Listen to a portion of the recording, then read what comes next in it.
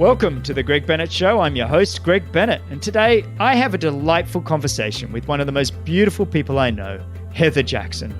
In this episode, Heather describes her journey to the top of the world of triathlon and her options of sports along the way, just simply remarkable. Soccer, ice hockey, track cycling, and then finally, she went all in on triathlon. And Heather describes how she struggled with confidence, but now in her mid-30s, she's found a new coach in Ryan Bolton. She's building her weapons and she's working the mental game. She has a great team around her with her training partners, a coach, and her incredibly supportive husband, Waddy. We have a good laugh about their tattoos and people's preconceptions about who they are. I thoroughly enjoyed this conversation. Now, before we go on, thank you all for sharing the show, for listening, and for supporting the show's sponsors. I mean, you really can't go wrong with Athletic Greens and Hyperice. Now, I really think you're going to enjoy this one, but remember, success comes to those who endure just one moment longer.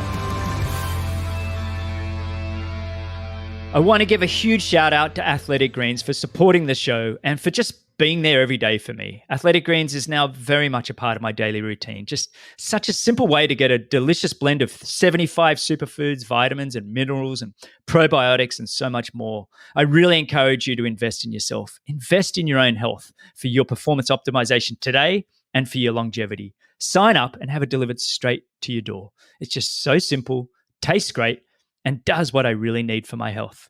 I've also been doubling down on Athletic Greens vitamin D. Just a huge proportion of the population are vitamin D deficient, myself included. And I focus heavily on getting out in the sun throughout the day, but when I can't, I religiously supplement with vitamin D. And right now, if you order, they'll give you a year's supply of vitamin D plus 5 free travel packs. Athletic Greens is just so much more than a multivitamin and multimineral. It takes to the next level, adding in a daily dose of superfoods, probiotics, greens blends, and so much more to support your gut health, your energy, your immunity, and stress. So please do yourself a favor and sign up. It also makes a great gift for a family member or a friend. So sign up now and get a free year supply of vitamin D and 5 free travel packs with your first purchase by visiting athleticgreens.com/Greg. Again, that's athleticgreens.com/Greg. Now, you've probably heard me on many of the episodes discussing Hyperice products with my guests, whether it's sitting in the Normatec compression boots, which I've been doing after solid workouts for, 10 plus years, or it's the Hypervolt percussion massage devices that I use daily to warm me up before going to the gym, or the vibrating massage roller, which I use before every run.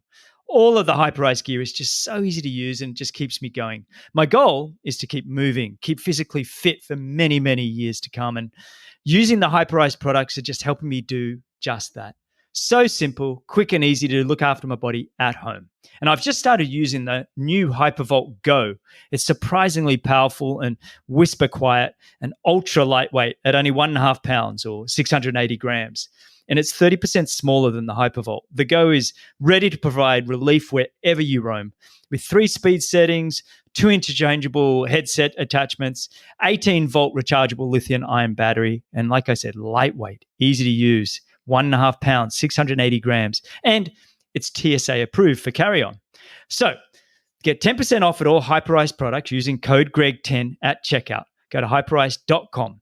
That's HYPERICE.com and use code GREG10 at checkout.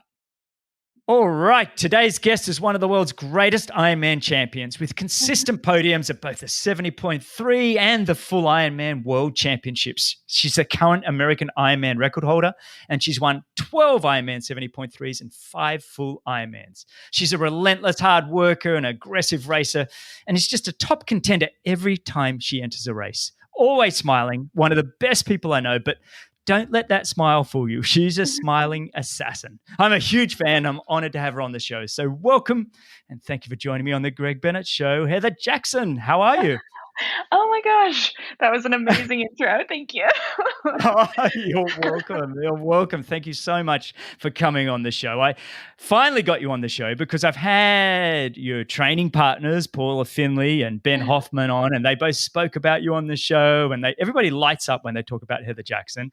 And then I had your coach Ryan Bolton on the show, and he also just sang your praises and said you were the best training buddy and everything else. So I've been trying to get you on the show for a while now, and now I have you. So thanks for joining me again. Yes, of course. Thanks so much for having me on. It's an honor.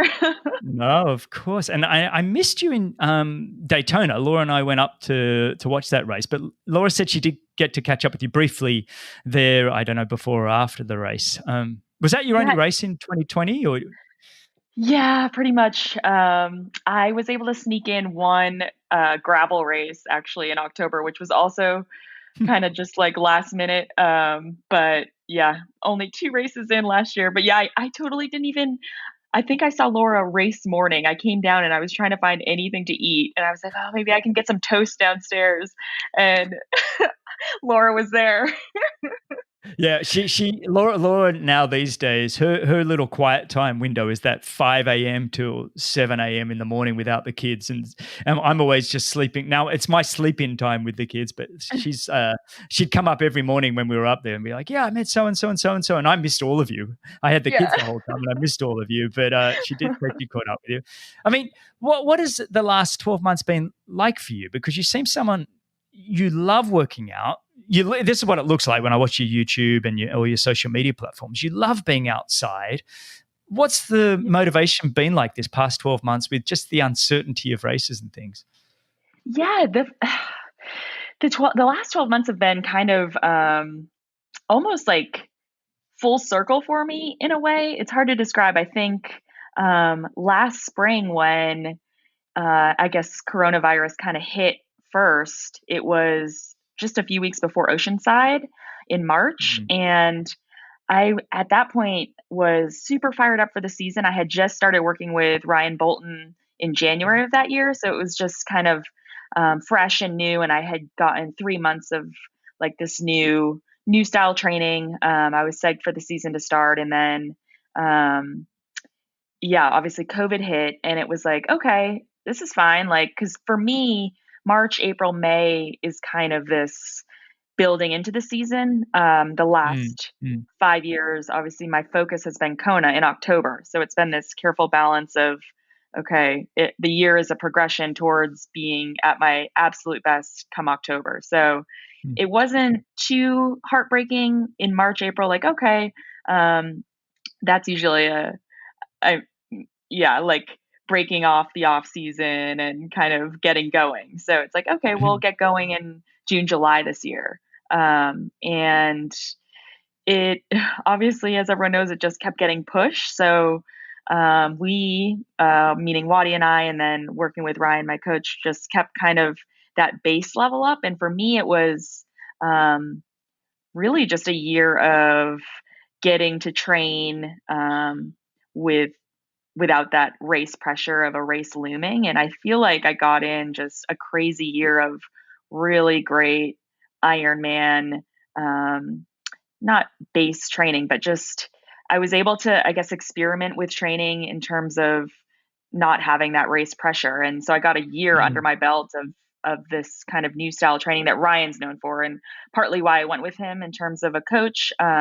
Just needing something new, but then also he's in Tucson here a lot, especially with the Kona lead in. He's done so much with Ben Hoffman, who's one of my really good friends, and I've Mm. seen how he's transformed his run to one of the fastest marathon Ironman racers. So, yeah, I mean, again, that's not, it comes off as, oh, it was this great year. It was obviously not always, yeah, the No, no, sunshines it's and roses, but I feel like I was able to, yeah, just like go out. I rode a ton. I ran a ton. I ran more than I ever have. And for me, I think the run is where I haven't yet shown what I think I can do. So we put a lot of work in there. I was able to just relax, get on my gravel bike a lot, put in a lot of miles there, off road, exploring here in Tucson, and then also up in Bend, Oregon area. So it was good. It was kind of a mental reset. And I feel like it almost recharged me to really hit, I guess, the next, whatever it might be, 2-3 years at the highest level in triathlon. Mm. So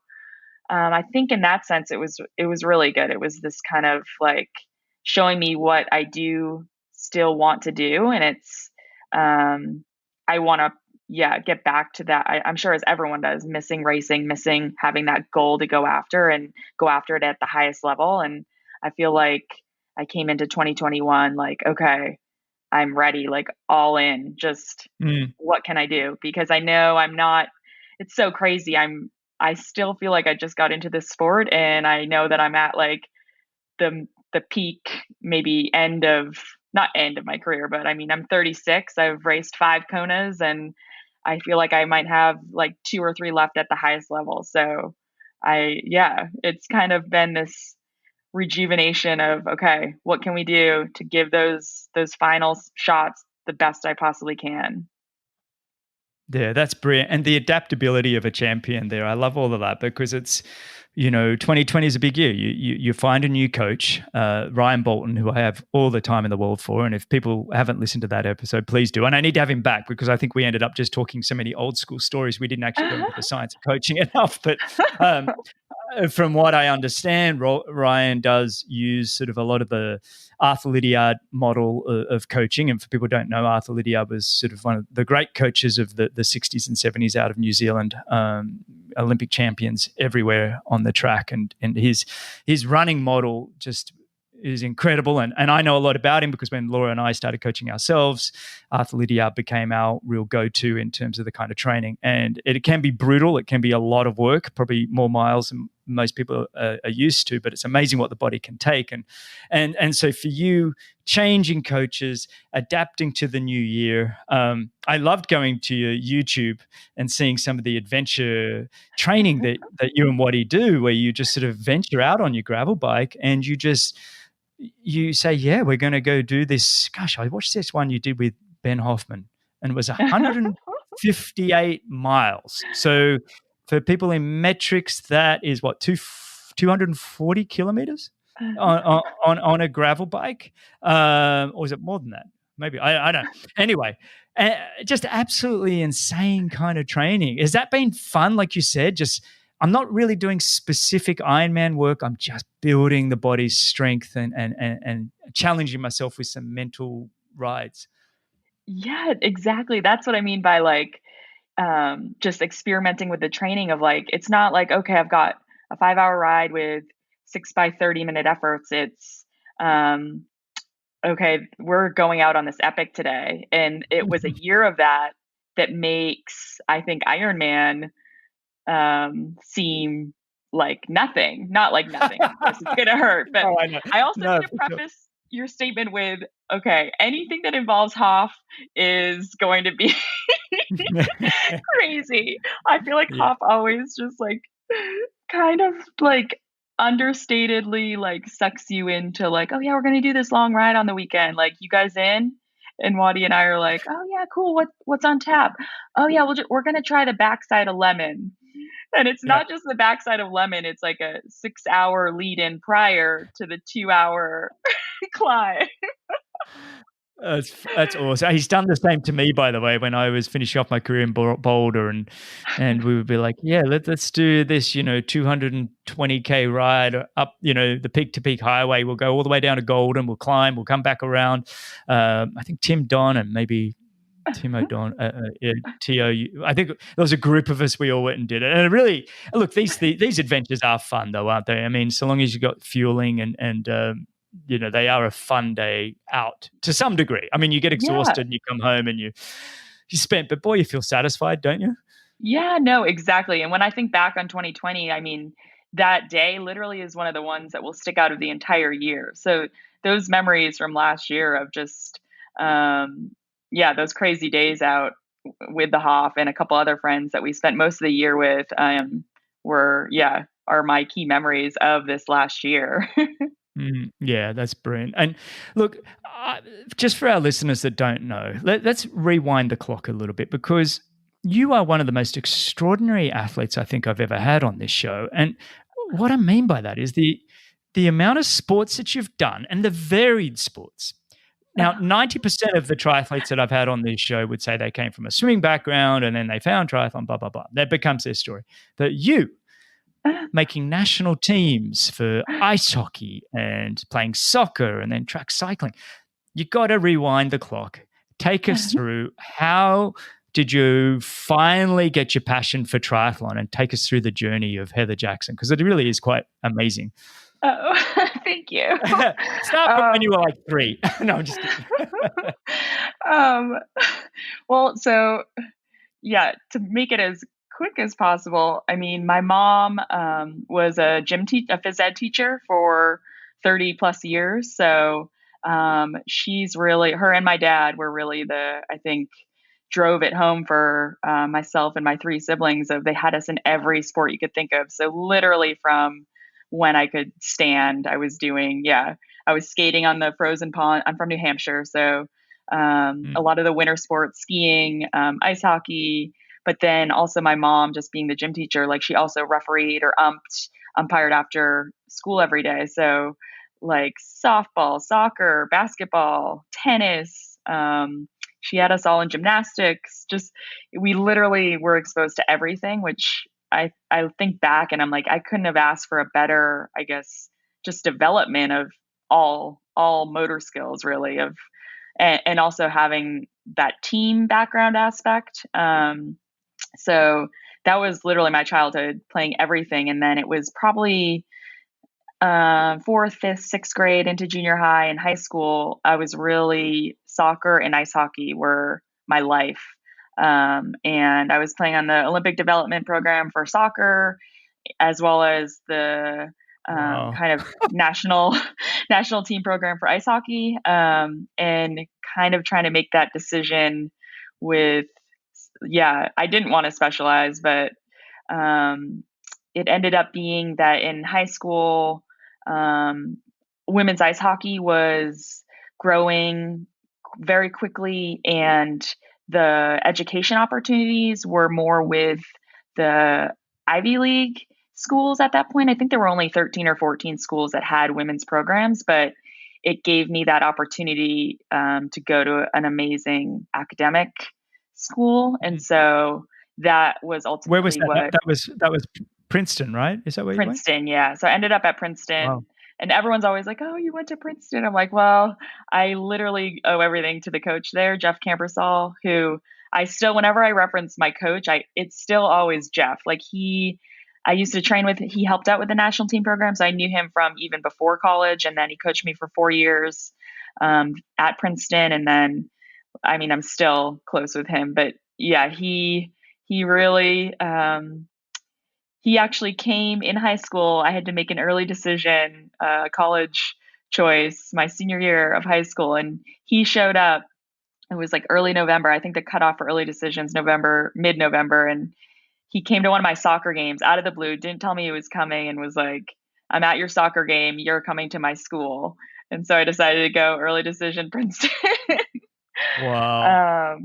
But yeah, so I was at that point committed to ice hockey and training with the under 18 national team program in the summers, which were out of Lake Placid, New York, which is why I have such a love for Lake Placid. I spent probably 7 or 8 summers there training, just out of the training center there. And then, I guess I graduated from college in 2006, and that coincided with the Torino Olympic Games. I missed the cut for that team in the summer. So that was how close was that?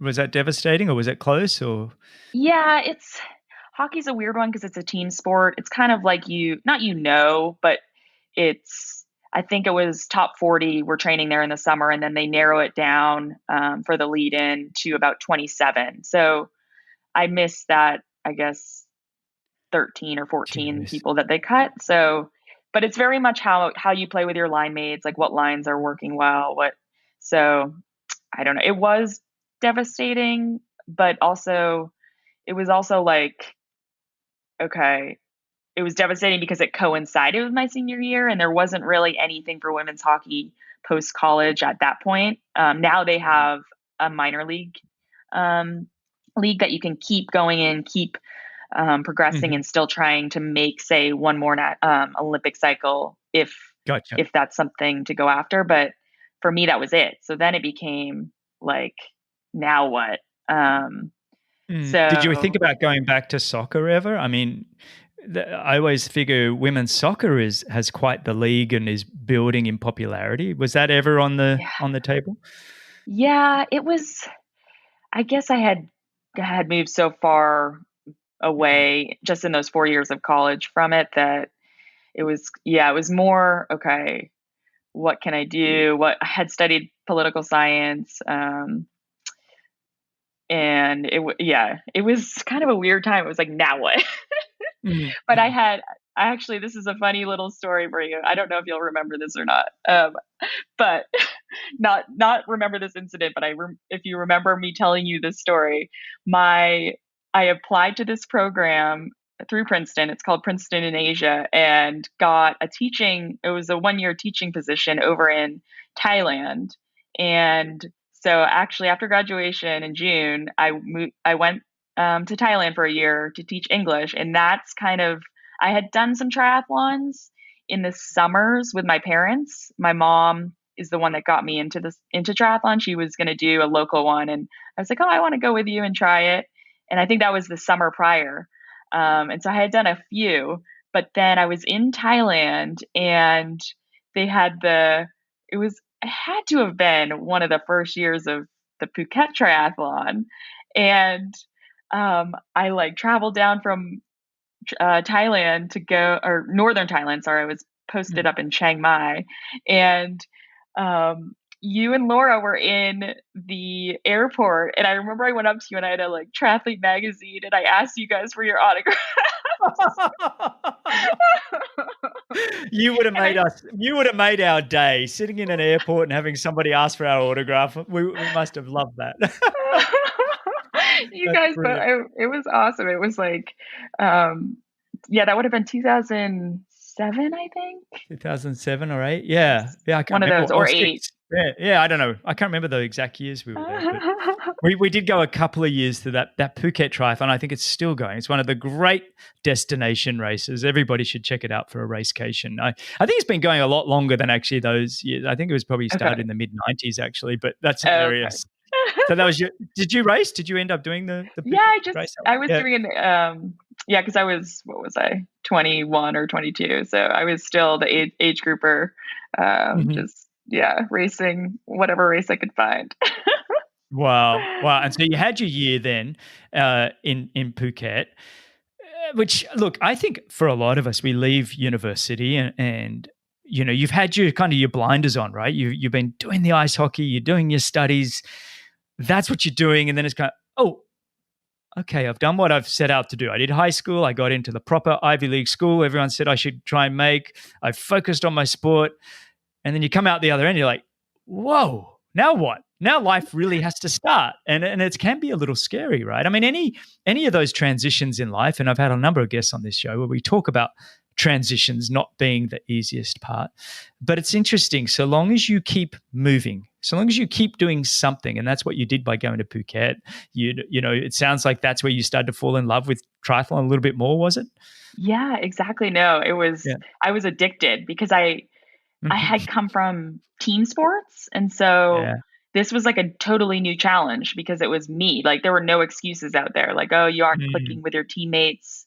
Um, you know, you're having a bad game. It's like, no, it's all on you, and it's how fast can you make yourself go on that day. And so Mm. yeah, I fell in love with it, just testing myself. And yeah, every race was like, oh my god, I should have done this differently, or I could do this better. So yeah, Mm. definitely fell in love with it immediately. And was there a point where you were like, you know, you started as a young age grouper, you transitioned, obviously, you're a natural athlete, you have some ability. Like, and when I say natural athlete, I see you as probably somebody very agile, speed, you know, can work with teams, good hand eye, all of that. And so, and then you become this, you're very much like Laura in this sense. I always tell Laura, was triathlon the right sport for you? Because I really feel like you could have been tennis or golf or I don't know, like we could be sitting here making millions, but no, it's a side topic. But she chose triathlon because her dad loved it, and she loved the single pursuit of testing herself as well, right? So the mental, emotional side fitted Laura, but I think physically, I think she was a gifted athlete. And for you, when did you kind of realize, well, hang on, triathlon is my talent and my strength, and I could become one of the world's greats in this? Was there a moment in time? Oh man. No, Or I was it still over don't time? feel that way though. Oh, well, you should. Please do not undersell yourself. I think, anybody that's getting multiple world championship medals and doing Ironmans at the speed that you're doing them, what's your best? 8:37 or something? 39 maybe. It's absolutely insane. The problem is when you become, and we all do it, you get entrenched in what you're doing and you don't realize the world looking in are going, wow, that's actually phenomenal. So without being, underselling yourself, what was it over time that you kind of said, I've got some talent and strengths here? Or was there do you remember one particular race going, maybe I could do this? I think so. After that year in Thailand, I came back and I got a teaching job in San Jose, California area, and moved out west to teach. And it was just at this like local group ride that Waddy, my now husband, he at the time was working for Triathlete magazine, and he and editor at the time, Brad Culp, had come up to do this story on the local triathlon teams in the Bay Area. And they came on this Wednesday ride just because they were in the area and wanted to do a training ride. And that's where I met Waddy. And without making it too long of a story, like he was literally on my wheel on this ride. And I'm like, actually, it was when who you were, I think, good friends with, or at least raised, Brian Lavelle. Becky and Brian would go on these Wednesday rides. And I would just try to chase Brian's wheel. And I was yelling at Waddy, like, we have to stay on his wheel, We're going to get dropped. And it's good. Like, it would be a headwind all the way back of this group ride. So fast forward, we make it on Brian's wheel or the front group, get back. And Waddy's like, who is this girl? And he is the one that I guess was like, what are you doing teaching? Like, you could teach anytime. You're 22. You're so strong. You just need that kind of guidance and I guess just help from someone that had been in the sport. And I think it was just that, I guess, emotional support or someone that believed in me. I guess I always felt coming into the sport, I could ride, and I had that strength from ice hockey in my legs, but I've never had the confidence in the water or necessarily on my run. And so it's been just this literally 10-year journey of trying to, I guess, build those up where I do have that confidence the same way I have it with the bike. Because I had the confidence early of like, okay, I can ride with all these girls. I can ride with them, but then I'd get off and run 20 minutes slower. So it was, I don't know that there's been one point. It's been this progression of trying to get all three together and then thinking of myself as a complete triathlete, if that makes sense. A quick mini break. I really want to encourage you to do something special for yourself and sign up to Athletic Greens and get a free year supply of vitamin D and 5 free travel packs with your first purchase by visiting athleticgreens.com/Greg. Again, that's athleticgreens.com/Greg. I'm loving the new HyperVolt Go percussion massage device from Hyperice. It's powerful, quiet, lightweight, and TSA approved so I can use it while I travel. Check out the HyperVolt Go and all the other incredible Hyperice gear at hyperice.com and use code GREG10 for a 10% discount. That's hyperice.com. And it's a constant work in progress, isn't it? I've talked a lot on this show also about kind of my struggles with confidence, especially in my 20s. And it took me a long time to, believe in myself. And a bit like Waddy for you was Laura for me, that person that believed in me more than I did in myself. And it's that constant, come on, just get out of your own way. Just get out of your own way. That's a quote from Laura. Just get out of your own way. And there's been times where I'll be a few weeks out from a major race, and I'll just say, Laura, you got to take over everything, take over the training, because I'm losing my stuff over here, and I don't. And so she would like, look, you're only going to do a 2K swim today, or and she'd back me off, because I'd often just be thinking, the training, I need to train more, I need to do more.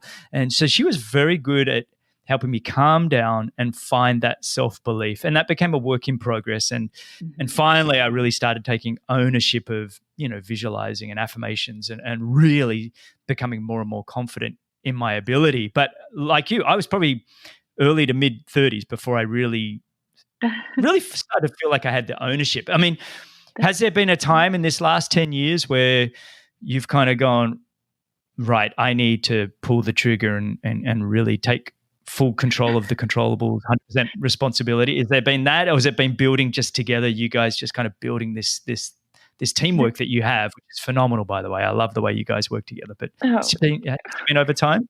No, literally what you're just, I mean, I'm 36, so mid 30s, and literally it's been a month basically of me. I don't know what it is. It's like, why I'm like, why didn't this click 5 years ago?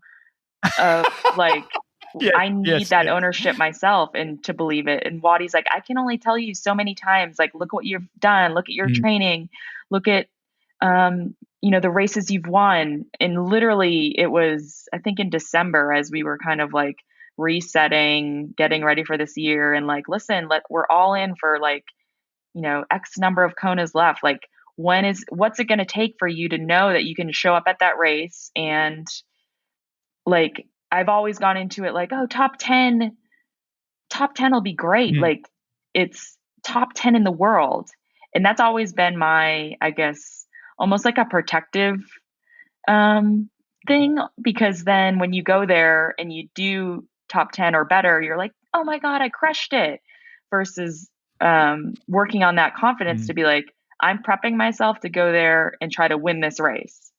And even just saying that now, it's like, that's hard for me, but it's literally been in the last month of kind of working on these skills. I've been reading like 3 or 4 new books, just working on that actively, and not just being like, oh yeah, I am mentally strong. When I go to my training, I can push harder than anyone else. Like, thinking that's what you're doing. Everyone's out there working their butts off every day, but it's that mental side of, and taking ownership of, okay, you can't just say it. Like, you really do have to believe it. And so literally, what you've just touched on has been the last, I would say, month to 2 months of not just listening to Wadi giving me that positive reinforcement every day of, okay, like, he's almost always, he believes more in me than I do in myself. And now I'm trying to make that switch. It's like you train the physical, you need to train the mental. It's you need to keep working on it. When I had Mark Allen on the show, and we were discussing sort of his mental approach for the Ironman, and he said, look, I was never trying to be a positive thinker. He said, look, all I was trying to do was reduce the noise and find a quiet place in my mind. That was always his goal. But he said, I practiced it religiously daily, all the time, just trying to turn the noise down. And I've described it this year a little bit as, let's just reduce the negativity rather than strive for happiness or strive for positivity. Let's just turn down the mass media hysteria. Let's turn down the noise, and this negativity, and let's just get ourselves to neutral. Then we can start working on things like, I can see myself winning. I can see it. And Dr. Tommy Wood, who came on the show and described it, and we were talking about this, he said, Greg, what you think has a direct impact on your physiology. What you think every single day can affect you physically. So we always laugh about it. Like, Laura and I would be training and be like, gosh, can you just go train for me? I'm too tired, blah, blah, blah. I just want to sit here and visualize it or whatever. And thought it was always funny. But there's actually some truth to it. Lying on a massage table and going through a race and visualizing, you're actually having a hormonal chemical response to the body. And it just takes that kind of work, doesn't it? It takes that ability to just keep reminding yourself that I'm training to win this race. I'm training to win this race. And putting it out there is scary. It's scary. Like you said, coming onto a podcast and saying, I am training to win Kona Ironman. That is what I am trying to do. I am here to become the world champion. I have no doubt you have it in you. I'm a bit like Waddy. I can see it. We can all see it. But maybe it has been keeping that expectation lower that has made you comfortable with it. And now it's like, hang on, I've got 4 to 5 good years left. Enough. Exactly. No, totally. I appreciate that. No, but I think there's, you mentioned a few books you read. What books are you reading, just so our listeners can maybe check them out as well? Oh yeah. So I just read, well, the one that I just loved, I couldn't put down, is called Relentless. And then I read Presence by Amy Purdy. Shift Your Mind is another one. I think it just got released more recently. And then what was the other one? They're literally all like on my bedside table, but Relentless was probably my absolute favorite. It was. Is that the New Zealand woman who wrote that? No, not Relentless. No, I can't remember. It was, what's his name? He was like the physical trainer, and then also just like helped out a lot of the NBA stars. Gotcha. And, okay. I'll put those in the show notes. Tim something, but yeah, it's really that like it's really a kind of a pump up, but like believe in yourself. So if you read a chapter and then go do a workout, it's awesome. Have you read the book just recently? And I think I said on this show, I keep buying books, but with a 1 and a 3-year-old, I feel like all they do is sit on the next to my bed, and for some reason I'm not digesting them at all by not reading them. I don't know. I thought just buying them was enough, but I did buy the book Range by David Epstein. And the reason I mentioned that book is really that they're talking about, Tiger Woods being a singular focused athlete from the age of 3 or whatever, and Roger Federer really not picking up one sport until he was in his mid-teens. And you obviously remind me a lot more of the Roger Federer model, where it's like, look, I'm going to do every single sport before I kind of channel in on the one. I haven't finished the book. I've started a couple of chapters, but that's what I took away from it. It's interesting when we kind of look at athletes like yourself, some of the world's greatest endurance athletes and things. Where did they come from? And like I said at the top of the show, there's very few that are coming from ice hockey and soccer and all that. But there was also a moment I read that you were choosing whether to do triathlon or track cycling. Tell me a bit about that. Oh, yeah. Yeah, so that was actually right around that time I mentioned when I met Waddy. And I think I was 22 or 23 that first year out of college. And straight from ice hockey, I had the leg muscles and could ride. And so this would have been 2009. Waddy at the time was still track cycling. He's got just an amazing history racing the track. He was primarily points racer, Madison racer. He's got like 10 national championships. So he was. Is that right? I didn't know that about Waddy. There we go. Yeah, totally. He's a sprinter. He can. Yeah. Literally, Ryan will give me sprints on the bike, and Waddy can like sit up, sprint faster than me while filming on a GoPro, and I'm like doing it all out. Riding backwards, filming, has a drone above, filming. Exactly. Exactly. But yeah, it was, that was 2009. He basically, he had convinced me to move down to San Diego. He would help me out, look after me. And he started bringing me to the track with him. He was doing it was just local San Diego velodrome, like Tuesday and Thursday night track racing. And he got me on the track, and I fell in love with that like immediately as well, just because it's so fast and it's so hard. And I've got this weird, I can't sprint, so I should take that back, but I've got this weird, I can hold really great power from 2 to 4 minutes. And then Ironman, I can ride at 5 hours at all day long at a very solid thing. But so it was this weird thing where he was he had me try the individual pursuit. And yeah, for some reason I could go for 3.5 minutes on the track.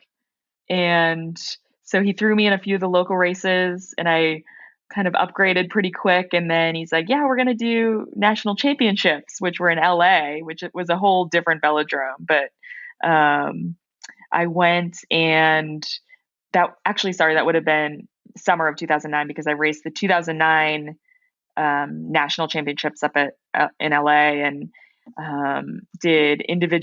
ended up getting third in the individual pursuit. And so it was then that kind of the national coach for that track cycling team was there, and they had announced that individual pursuit were not going to be in London 2012 games. It was going to be team pursuit. So they were trying to really ahead of time, early on, get together this group of women who would train to try to take on the team pursuit. And so for about 4 or 5 months, we had moved up to LA. We were living with Wadi's mom in LA, and just going to the velodrome every day. And it was the year that I had raced some half Ironmans with decent results, nothing crazy, but I was biking really well. And it was the first year of the Trek K-Swiss program. And so that they were forming, and Wadi was literally like begging them to give me a shot on that team. And meanwhile, I was doing the track cycling. So at the end of that year, it basically came down to committing full time to the track cycling en route to London, which was still like 3 years away. I absolutely love triathlon. Track cycling was kind of just this thing it was super fun, but not, I don't know. I didn't see my life like indoors at a velodrome every single day versus enjoying triathlon. And then Trek K-Swiss program decided to bring on two kind of, I guess, development athletes. And it was myself and Andrew Yoder. And we basically got like free bikes and some free shoes. And we were like, yeah, we made it. And so it was like, full commitment to triathlon that year, 2010. That's awesome. Isn't it amazing though, when you do get that first sort of somebody actually believes in you enough to give you a bike and shoes, and it's pretty special, isn't it? Yeah. Oh my God.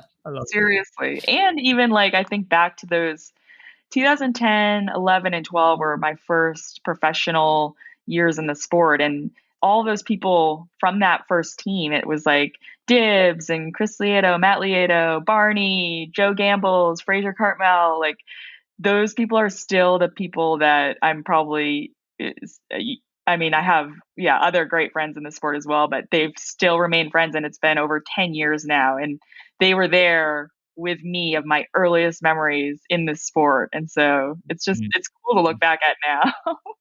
That's fantastic. I still remember, I think my first sponsor was, I think it was Saucony running shoes in I'm aging myself now. I'm 127 years old, but basically 1991 or something. And they gave me $2,000 and some shoes. Yeah. But one of the races, I was racing in Sydney, this sprint triathlon. It was a Nike sprint series. So it must have been 92. And these Saucony shoes, and no offense to people wearing Saucony right now, but at the time, they blistered the hell out of my feet. And I had to take them off halfway through the run because my feet were just killing. And it was a big race, big crowd right there on Lady Macquarie's chair there in Sydney on the harbour. And anyway, I didn't know what to do with the shoes. Do I ditch them? I'd never had a sponsor before. I was a 20-year-old kid. And anyway, so I ran with them in my hands. I crossed the line with the Saucony shoes in my hands. And the Saucony rep came up to me afterwards and said, Greg, never have the shoes in your hands ever again. Oh he's like, ditch them because it looks so much worse for us to see your feet bleeding with your shoes in your hand. So anyway, that's my little side story. I'm sorry, enough about me. Let's go back to your journey, because awesome. when you decided then, it basically came down to triathlon was going to say, you've got K-Swiss and Trek willing to come on board and back you for triathlon. The track cycling team, would have you raced the 2012 Olympics had you stayed that way? I think if I had committed, I probably could have made that team. There were 3 or 4 women. It was Dotsie Bausch, Sarah Hammer, Jenny Reed, and then a couple others that were all kind of 4 or 5 women vying for those 3 spots. So, I think, yeah, I don't want to say like, yeah, I could have, but it would have been, No, yeah, that's a okay. full. Yeah. It's extraordinary then, and I know I've said it, but the fact that you just missed the Olympic team for ice hockey, you had the big decision whether I do ice hockey or soccer at university, which you could have gone either way. Then you've track cycling is okay. I'll put that to the side as well, but that's potentially Olympics, and you've chosen triathlon the whole way through, which I think is phenomenal, and I think that triathlon's all the better for it. It's been a hell of a journey. You mentioned Ryan Bolton being your coach? How has his training been different from your previous coaches?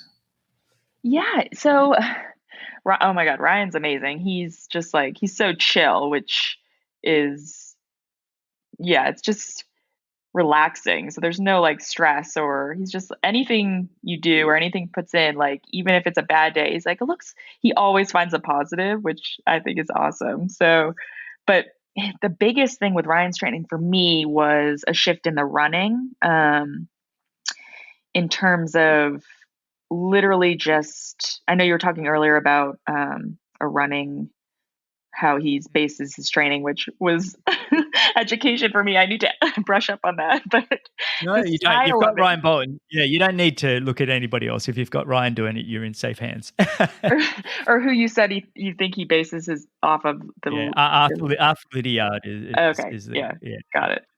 Um, it's just like, and I've talked to Hoff about this so much, even before we started working with him, and now just having the opportunity to train with Hoff, and Ryan, but just that, like, you're putting in the miles. I mean, it's the marathon distance, like, you need to be strong and you need to be able to grind your way through, that 26 miles, and his training just makes the when it comes to race day, I mean, granted, I haven't been able to race a full Ironman under his coaching yet, but, like, Mm. even just every few months or even less now, I mean, I just had my first kind of longer run this year, with tempo in it. Like, he makes that 26 miles feel like nothing by just grinding it down every week. Mm. Like, you're at that pace, you're just below it, you're pushing that down. And for me, it was always like, oh, I need to do speed work, which you still need to do speed work. We do that stuff as well, but it's like the marathon's so much different than, say, going out and needing to run like kilometer repeats, Mhm. which is what I always was like, I need to keep my speed up. I need to do these really fast, short efforts. I want to keep that in there. And with Ryan, it's a lot of hills, and it's a lot of hills strength running at the end of, like, it's not just like, okay, a 75-minute run, let's do some hills in there. It's like, no, you're running for 90 minutes and then you have like 12 200-meter hills to do.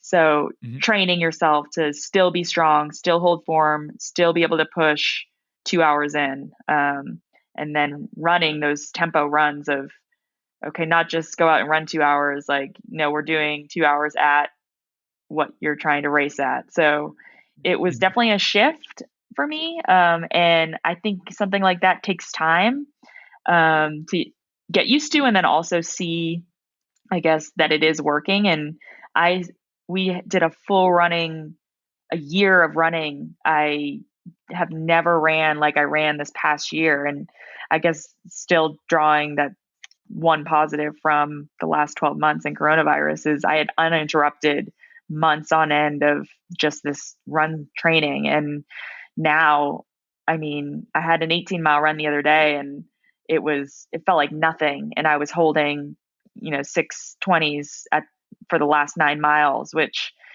it's Phenomenal.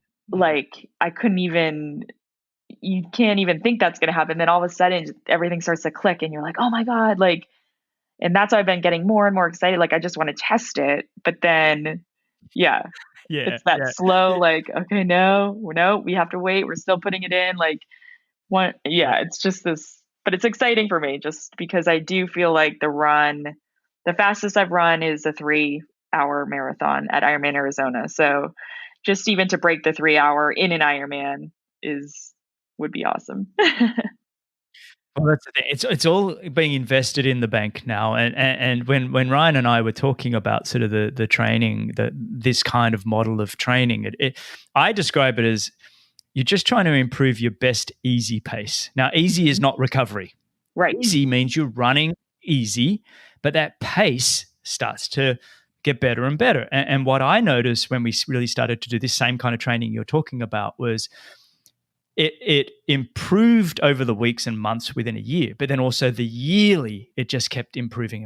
And, I would start off after my break and start back in January, and, you get going and maybe start with a 10 mile as your long run or whatever. And that just felt like hell. And then you just kind of built it up and your miles increased and that pace just came down without thinking about it. It was like I kind of had a goal in mind. Like I wanted to always do my 20 miles at 6-minute mile pace. That was the goal kind of pace. Yeah. But you can't force it there because it's meant to be easy. So if it's not coming, it's not coming. But then slowly over months and years, it just came to the point. My best easy run on a Thursday afternoon second run, I'd go out the door for an 8K easy, 5-mile easy run and be like, oh, I'm running 6-minute miles. Exactly. It was like the ownership just came, right? Is that how it feels for you? Yes, 100%. Like it's crazy. And everyone's like, oh, what's the secret? What are you doing? What's your training? I'm like, there's no answer. It's just like, it just happens over time. And it's been over a year now, but now my easy jogs, I've been calling it happy hour because instead of, sitting on the couch. Happy hour for you guys. Yeah, exactly. I've replaced the drinking with. And so every afternoon I go out for 30 minutes before dinner and it used to be like 8-minute miles. I mean, they're supposed to be easy, but now, 7-minute miles feels easy. And it's crazy. It's exciting. Yeah, I'm really excited for you because I think when, how we were talking earlier about sort of the mental ownership and trying to become a bit more confident in yourself, it was this style of training, and I'd had a reasonable resume before Laura and I started coaching ourselves in 2005. My resume was okay on the scoreboard. It looked good, but I still was struggling with this confidence and ownership of races. And then when we started implementing this same style of training that you're talking about, my visualizing became a lot easier. My ownership and control of the controllables. I could see myself surging with people in races. I could see myself running away from people. Like you said, I just wanted to race. I was excited to race. And I was focused on the short course stuff, the 10 kilometers off the bike, the Olympic distance. But I knew I could sprint a 10K. Right. I had zero fear of blowing up. So when we hopped off the bike, I just started sprinting. It didn't matter what the pace was because I wasn't going to blow up. I knew I owned it. What are your total miles like per week? Or has it just been the consistent weeks, you think? Yeah, no, it's exactly what you just described. So last year we built up and I was at around like 50 or 60 miles a week for most of it. In August, we put in like a really big block and I did like an 80-mile week, a 90-mile week, a 95-mile week, and then a 100-mile week. And then kind of brought it back down the last couple months of the year. But right now I'm at about 60, 65 miles a week. And then this week's actually a big run week again. So I think I'm going to be at like 70 or 75 miles. Wow. That is some decent running here. That's really phenomenal work, honestly. And that's strength. And what you get from that is not just the strength, but the efficiency. Like we just said, you just get so efficient. It just feels.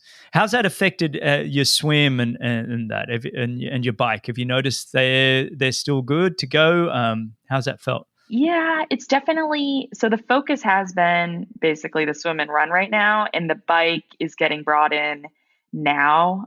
So I certainly don't feel the strongest on the bike currently, but the swim has been amazing. We found this swim coach here in Tucson, which I've worked with so many different coaches and so many people have helped me throughout the years on my swim. And it's just still been this, not having ever swam until I was like 20, ongoing thing. But to have someone just on deck, I think I've never really had someone literally correcting me,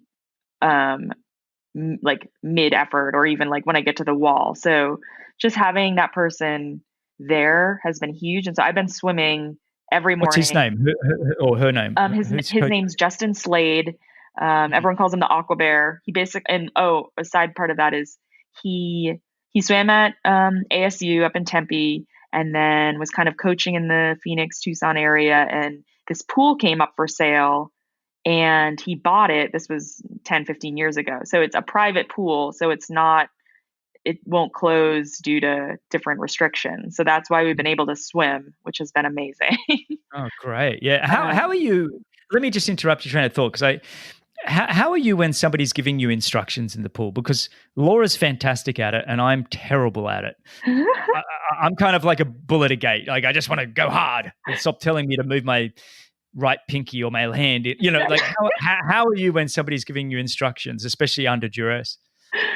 I mean, for me in the pool, I would say I'm that like, I just want to go hard in the bike and run. And that's always been my like, kind of like, you're not going hard every day and I have to listen to like Waddy and Ryan. In the pool, I'm at the point where it's like, I do whatever someone says because it's just been this like Mm, battle of trying to learn the water. And the biggest thing with him actually with Aqua Bear is I love that. like, like you can't pull the water harder. You can't fight the water.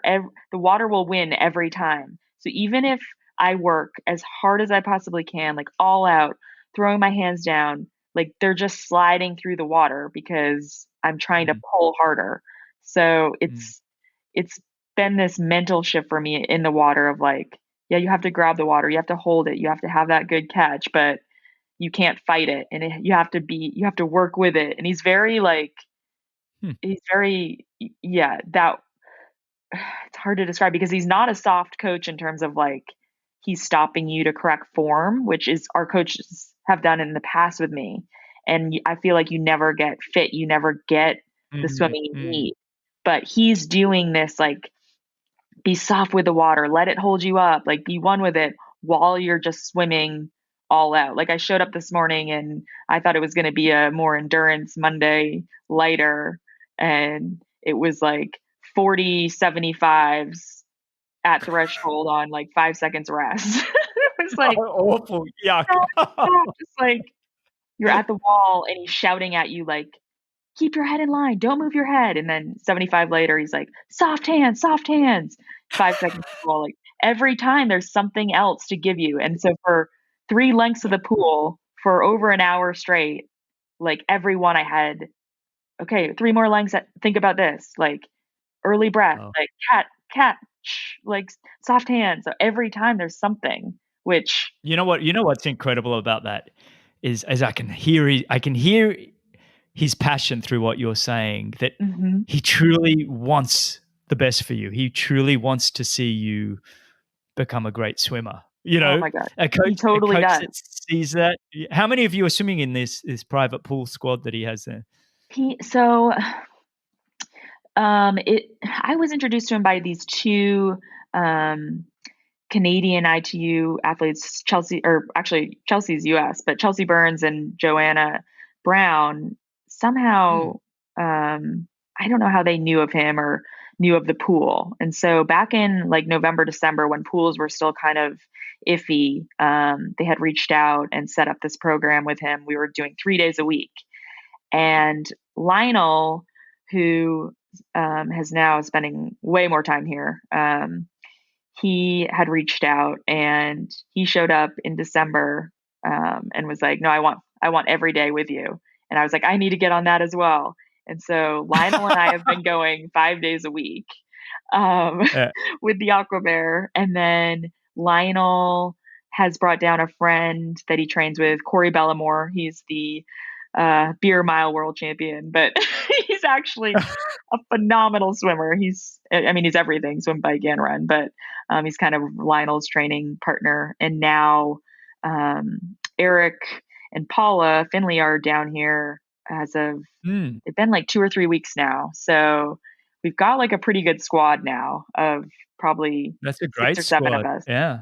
So Well, Eric's a phenomenal swimmer. Oh my Eric gosh, yeah. Lagerstrom, he's phenomenal, and Paula also moves through the water very, very well as well. I mean, that's the great squad. You've got yourself and Lionel desperate Yeah. to find us a few minutes, and then you got sort of the front pack swimmers like Eric Lagerstrom and Paula Finley. But you're all there.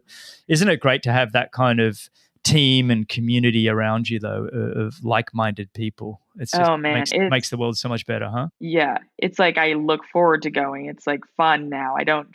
Literally would get up and dread going to the pool because I've swim alone, go, okay, 10 500s, like here we go. And it's night and day of like, we don't know what we're going to get. We don't know what we're doing that day. And it's always fun. Everyone's, yeah, just pushing each other. And yeah, he's such a good coach with like, Eric can do hundreds on like, I don't even know. I mean, he's doing hundreds on like 102, 103. And so he has me do 75s on that. Like he works it out so everyone's going together. And then, Yeah. like, yeah, it works so well. Yeah. I mean, just to have that community where you're all suffering together. I think that's why the sport of triathlon, where we're actually, as much as it's an individual sport, we're all very social people. Because we all basically, it's like going to war and back, or we and you come back and you tell your stories and you suffer together, and that really does bond you. I want to shift a little bit here and just talk about some of the things, your fundamentals that you're able to do that are keeping you consistent. Things like your nutrition. Is there any kind of particular diet that you're following, or is it just get calories in at this point? I would say no. I mean, Waddy and I eat really healthy. I think just, yeah, not naturally. I mean, we obviously make a concerted effort to be healthy, but it's been more just like proactively, okay, Sunday afternoons or Mondays are like meal prep for the week. Cause I find if like we don't have the meals ready or at least everything in the kitchen, then it's like, okay, let's just order takeout. Yeah. But I'm not like, I certainly know what to do when it's like, okay, we're 8 weeks out from Kona, like cut back on the desserts or the chips in between meals, like things like that. But I wouldn't say I'm probably one of the more very kind of relaxed. I don't have any sort of like gluten-free or anything like that. So pretty basic, really just basic, like a protein, a starch, like we eat a lot of just like grilled chicken or some other protein, a sweet potato, and a nice big salad for the standard dinner. Get the calories in. What are you doing for fueling while you're training? And is there anything particular you take or use that you find helpful? Primarily just, I mean, I'm with Herbalife. I've been with Herbalife for 10 years now. They have a really good electrolyte. Big sponsor of yours. Yeah. Yeah. They were there from the start. Like after Trek K-Swiss, literally we got an email and we were like, is this for real?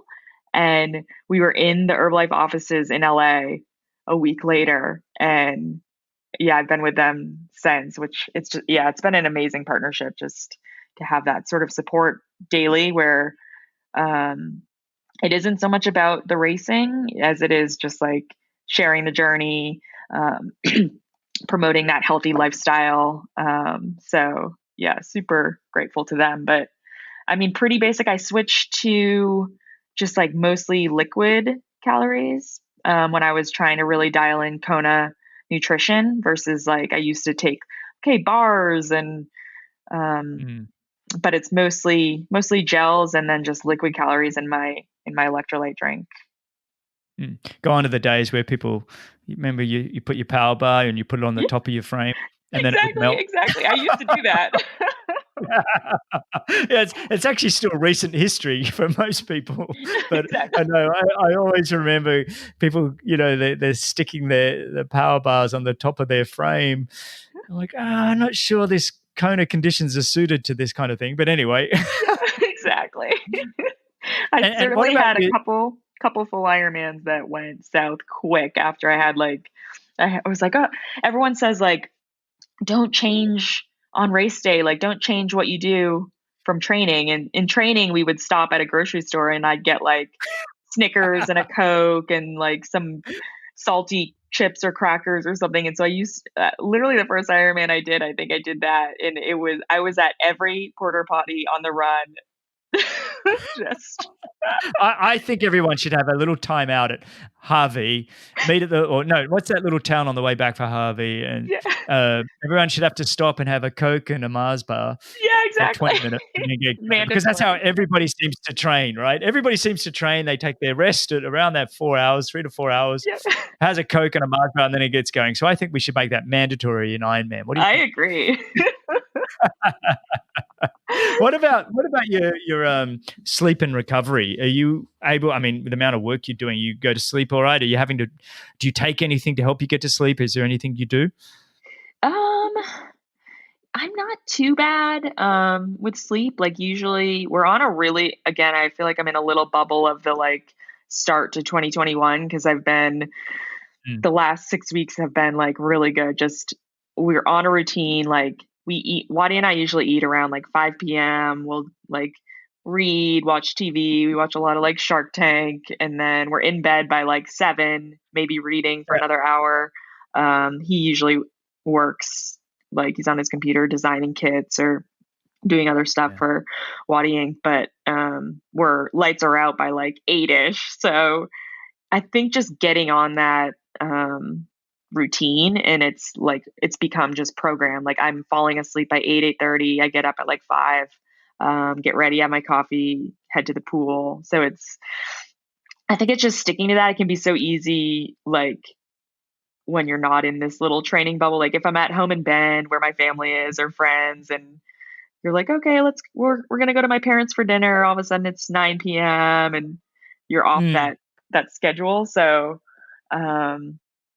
yeah, as of start of this year, I haven't had issues getting to sleep. Like I also haven't done any sort of like really, really high intensity or hard weeks. I mean, it's loading up. Like every week with Ryan is a lot of volume, a lot of consistency, but not the crazy efforts yet. And I find that's when I start to get disrupted sleep, when you're just like, it's crazy. Like, yeah, you rode your bike for 6 hours, but within that 6 hours, I did some crazy efforts. And that's where it starts to, so I think, yeah, in another month or so, it's going to start to be that, okay, watch if I take any sort of like caffeinated gels too late into the ride, then I'm up all night from that lasting. That's true, isn't it? The caffeine, we always had a rule, you don't have any caffeine after 1. But you guys sound much like Laura and I. It was, I remember Tim O'Donnell saying once, it's known around Boulder, you don't call the Bennetts after 8. And it's we've been known to be prepping dinner at 4, eating dinner by 4:30, having a big bowl of whatever we're eating on our laps as we watch, like you said, Shark Tank or the latest Netflix series. Exactly. We hit sort of 7 o'clock and we're like, I'm really tired. It's like, boom, we're asleep by 8. And it's just, and you're like, wow. You just get into that almost a day. I think the routine when it comes to sleep is almost more important than anything else we do for sleep. It's like be in bed, have the exact routine every night. It's funny you said, so Bend is home for you. Bend is home now for you, is it? Rather than Tucson? I consider it that. It's funny. We've been spending more and more time in Tucson. It sounds like similar to you and Laura not having headed back up to Boulder yet, just because Tucson's been, I would say it's probably less lockdown than Bend, but having the pool here, the Bend pool has been closed for months. Gotcha. And so we've been down here since September. But yeah, I tend to think of Bend as home. Waddy, I would say more Tucson. He loves the sun, loves riding his bike every day. I don't mind the trainer. So if we're in Bend in the winter, like I'll just get on the trainer and he refuses. So tell me a bit more about, you guys, you said you met, you and Waddy met in San Jose, and you mentioned Becky and Brian Lavelle, who are, a shout out to them, very, very close friends of ours, wonderful people. But you guys, was it just click? It seems to me you both are an incredible team, not just on your journey with the triathlons and your ability, but the Waddy Inc., the merchandise, the clothing that you guys have, and all the athletes that you guys are sponsoring under Waddy Inc. Some of the world's best are now kind of under the banner of Waddy Inc. You guys are quite a team. So tell me about, firstly, how you guys kind of met in that relationship, and then how you're able to work together in building this business. Yeah, no, I mean, yeah. So Waddy came up with Brad for that. He was doing an interview of the Alsis team, which was one of these local tri teams that Brian was on as well. But I remember specifically, I had rushed after school when I was still teaching, and I think the meeting was at like 3:30, and they were just kind of interviewing some of the local people on that Alsis team, and then everyone was going to head over to that Wednesday ride. And I remember specifically walking into the office and seeing Waddy, and he was like this tatted up, like flat brim, like Vans, like surfer shorts on. And I had been in San Jose for maybe 6 or 7 months at that point, but San Jose was more like Silicon Valley, tech type people. And when I moved to California, I was picturing these like cool surfer dudes. And I was like, where are all the surfer guys? And literally I walked in and saw Wanya. I was like, oh my God. And I literally that night went home to my roommate and I told her, and I was like, I'm going to marry that guy.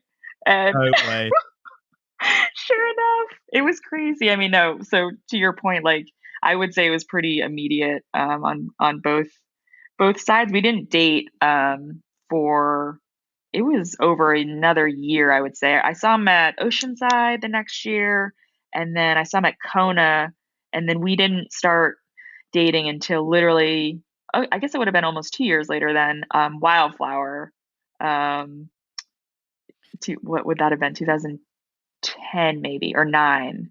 So that's another reason why Wildflower always holds a special place in my heart. Well, plus you won it half a dozen times. What are we up to now? I think Wildflower has been your race, I feel like, for most of this past decade. But I mean, it's funny with yourself and Waddy, you got your tattoos and everything. And honestly, as somebody, as an outside observer, if I didn't know you guys, but the tattoo, I don't know, there's almost like this aggressive look about it. Yeah. And then you couldn't meet two more beautiful, sweet soul people in your entire life. I remember when Laura and I first met you guys, and we left just going, they are some of the most beautiful people I think we've ever met, and it's like, it's almost like this double persona that you guys have. You have these tattoos and this image projected, but then do you see it that way? Do you guys see it that way at all, or just so funny? Don't think about it? I really appreciate that. But no, I mean, yeah, like I feel the same way though, because I came from New Hampshire, like super small town, very conservative.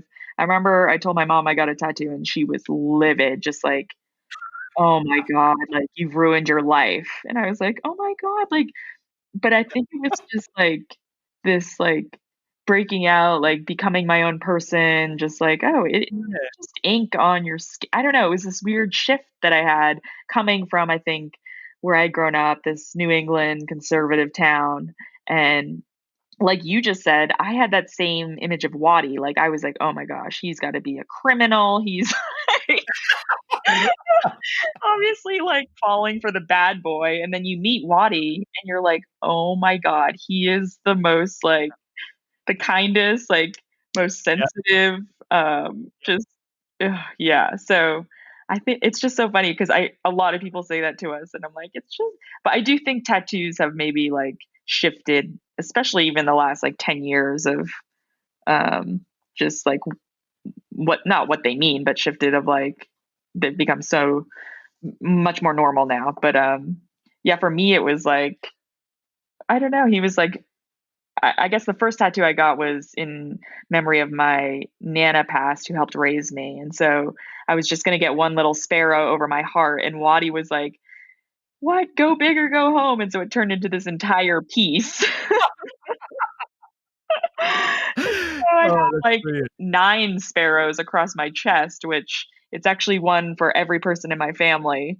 But it's like, yeah, it's just it is funny you say that, because we get that a lot. I usually get like, oh my God, you guys are so nice, that's not what I was expecting.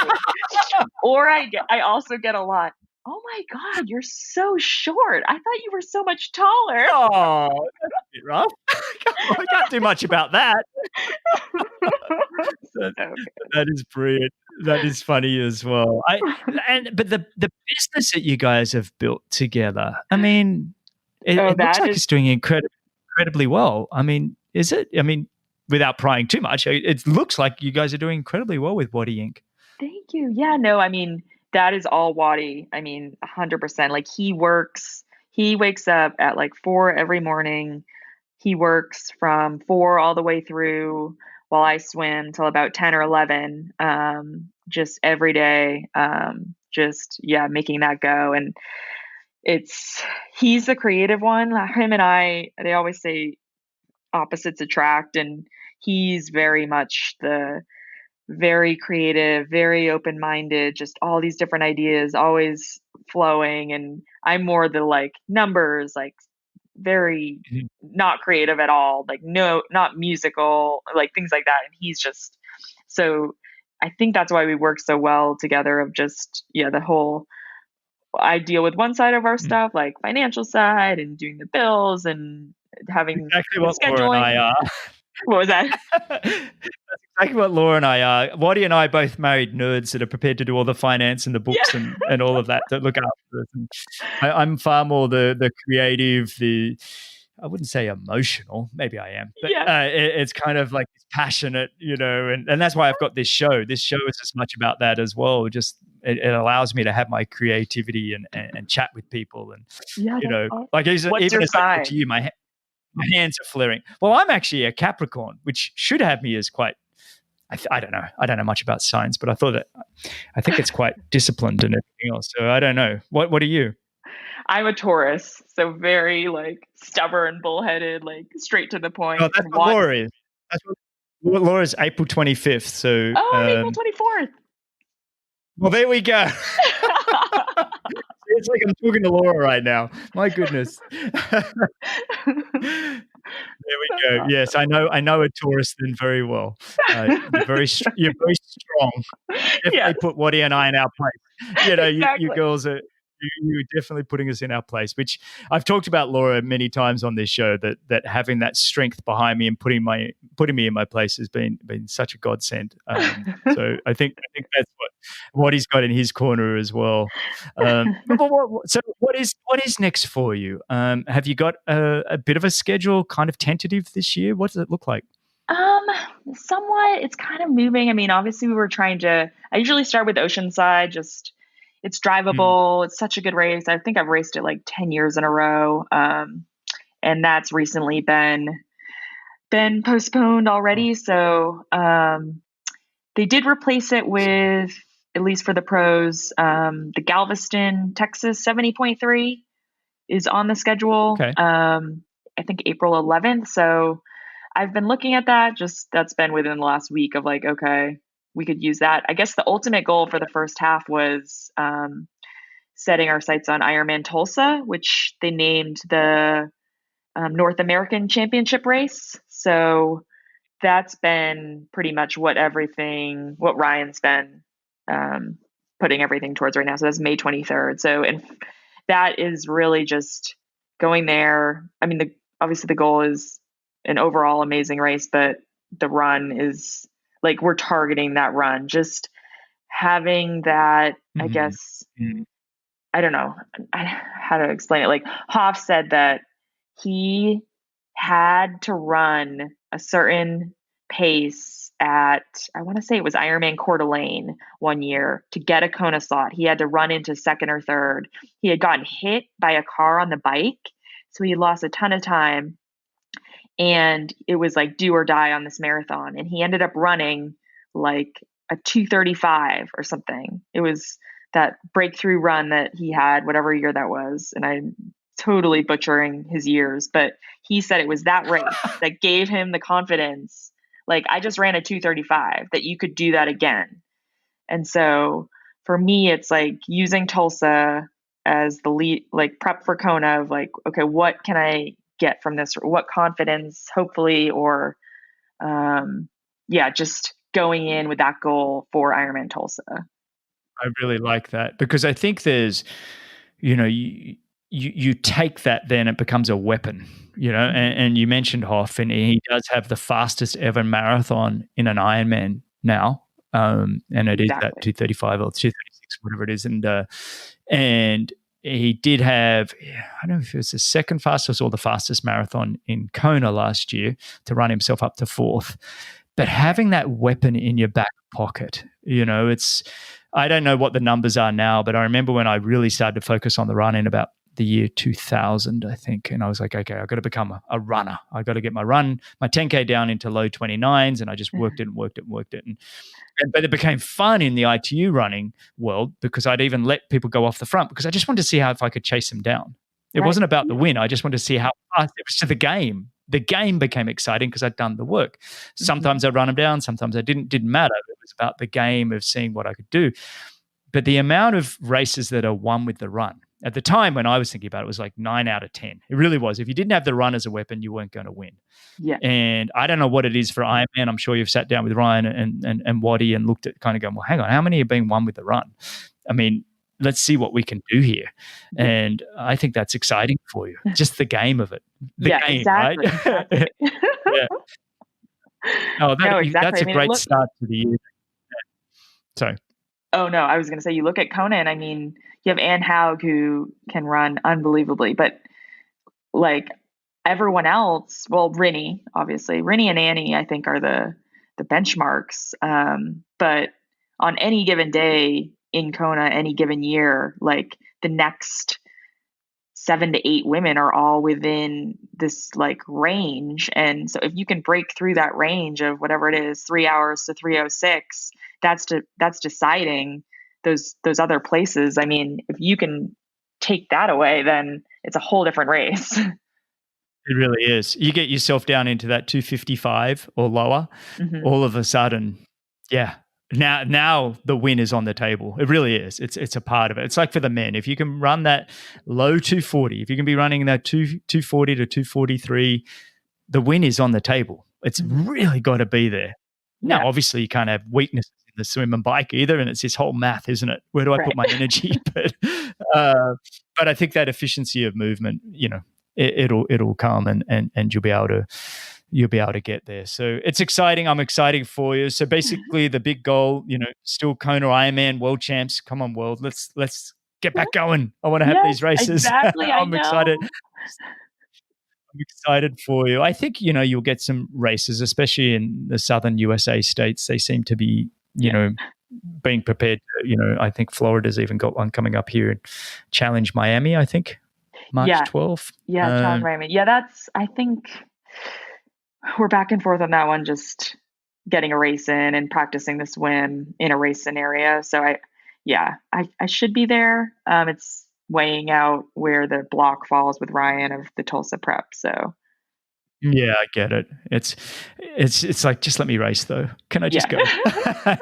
Well, if we might try and get down there, so we might see you guys down there if you do make it. I think the plan is I might do some work for them if I'm still waiting to find out. But yeah, we should be able to see you guys down there. But Heather, this has been absolutely brilliant to have you on. It really has been just such a wonderful chat. And I'm sorry for listeners if we went everywhere, but I just so enjoyed some of those stories and you sharing so much, especially with your running training and everything. I'm so excited for you. So, thanks for coming on. And where do people follow you, and where's the best place that you're posting and things?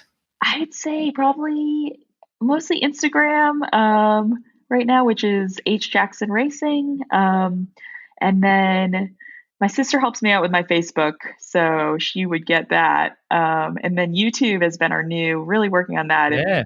And literally just have that open permanently of like people that comment there. So I would see anything there on the YouTube channel, Heather Jackson Racing. So yeah.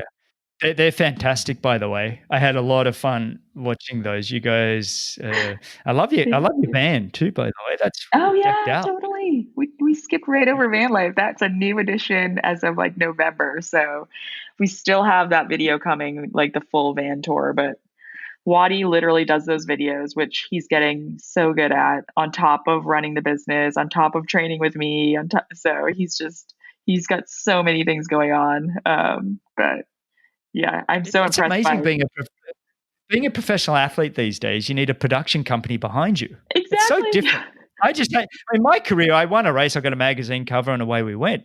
Now, I mean, it was the same with Paula Finley. She talked about, Eric Lagerstrom doing all the YouTube channels and the van life stuff. And I mean, this is a production business in itself. Yeah, It really is exactly. extraordinary the amount of work you got to do now to promote yourselves. It's incredible. Yeah, it's crazy like how it's shifted. I mean, I get it as coming from seeing Waddy's side too, like the business side, like him owning this brand and like, okay, you're paying athletes sponsorship and what's the partnership look like? Like, what are you getting out of those sponsor dollars? So it makes you really open your eyes of like, okay, I'm getting this amount of money from a sponsor. Like, what are we providing them? Like, it has to be a two-way street. So it's but it has elevated, I would say, in the last 5 years of like, okay, content creation is everything. And these companies want content because that's what's grabbing at people's heartstrings that ultimately causes someone to buy something or not. So it's just, but it's a nonstop, for sure. Nonstop. Nonstop. And it's been double the work this year without having the races, so you guys are keeping yourselves out there without the race. Once the racing starts back up again, at least you'll be able to pull back and just go, okay, I won Kona and I won Spencer and and that's my story, that's my story. I don't have to do any more work now. So, exactly. Anyway, I've taken so much of your time and I really appreciate it because I know you can be recovering and doing other things, but this has been absolutely delightful and I truly appreciate you coming on the show and chatting. No, thank you so much. This was awesome. I really enjoyed it. Yeah. Well, thanks everyone for listening. You can find all the show notes and timestamps and links and everything and coupon codes at bennettendurance.com/media. Thanks again, Heather. Stay on the line for a moment. Thanks, everybody. Thanks a lot for listening. If you enjoyed the show, your support would truly be appreciated. You can visit the Patreon page or you can subscribe with your podcast app of choice. Don't miss the next episode, so subscribe and be notified. For show notes, if you want to know more, please visit bennettendurance.com. I'm Phil Liggett, and on behalf of Greg Bennett, here's to the next time, and I hope you will join Greg again very soon.